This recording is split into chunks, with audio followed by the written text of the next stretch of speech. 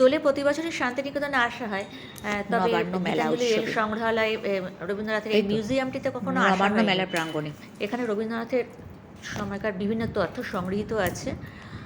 আর ভেতরে ক্যামেরা নিয়ে নিষিদ্ধ ছিল বলে ভেতরেরগুলো অবশ্য শেয়ার করা গেল না। তবে রবীন্দ্রনাথের ব্যবহৃত রেল কামরাটি এখানে সংগৃহীত রয়েছে, তার সঙ্গে চেয়ার টেবিলও রয়েছে। সামনেই নবান্ন মেলা উৎসব অনুষ্ঠিত হচ্ছিল, ওখানে খোলা মঞ্চে খুব সুন্দর বাউল গান হচ্ছিল।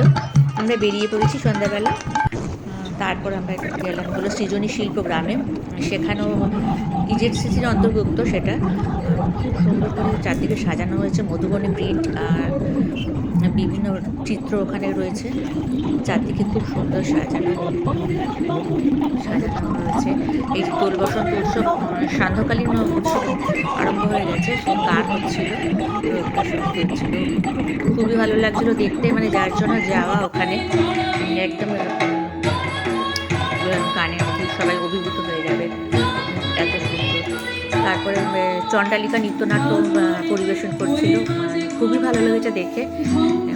একদম এত সুন্দর যে অভিনয় করছে দেখে আর কি খুব মুগ্ধ হয়ে গিয়েছি আর কি। তারপর সেখানে ওখান থেকে আবার আমরা চলে এলাম সেটা ঘরে বাইরে নবান্ন মেলা প্রাঙ্গণে। তখনও দেখলাম শেষ হয়নি, তখনও সেই বাউল গান হচ্ছিল।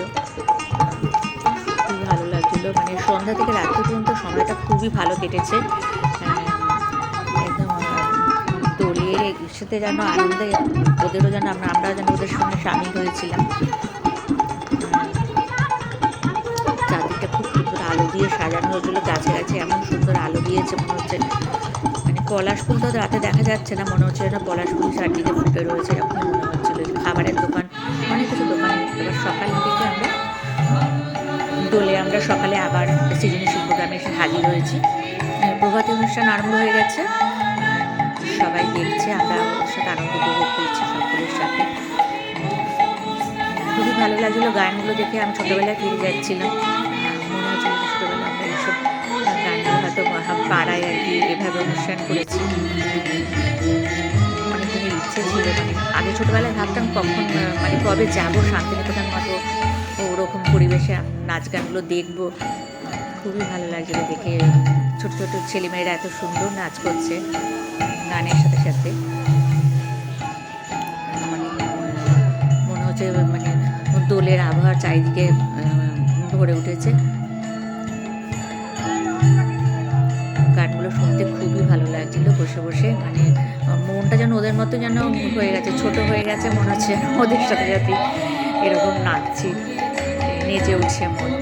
আর চারিদিকে আবির খেলা অবশ্য শুরু হয়ে গেছে, অনেকেই আবির নিয়ে এসেছিল, আমরাও নিয়ে গিয়েছিলাম আবির, পলাশ ফুল, এটাই তো দোলের প্রধান অঙ্গ। পলাশ ফুলের মালাও পরেছিলাম ওখান থেকে কিনে, আর বসে বসে গান শুনছিলাম। খুবই ভালো লাগলো, চারদিকে ঠান্ডা একটু হাওয়া দিচ্ছে, মানে এ ওর গালে রং মাখিয়ে দিচ্ছে। খুবই ভালো লাগছিল, যে মানে যাওয়াটা যেন সার্থক মনে হয়েছে আর কি। এত আনন্দ যে হচ্ছিল কি আর বলবো, সেটা তো মুখে প্রকাশ করা যায় না, মনে মনে অনুভব করছিলাম। তোমাদের সঙ্গে কিছুটা শেয়ার করলাম যে সকলে কি সুন্দর আবিরের খেলায় মেতে উঠেছে, সকলের সৌহার্দ্যের বন্ধন আর কি। খুবই ভালো লাগছিল। এবছরের মতো এখানেই শেষ করলাম।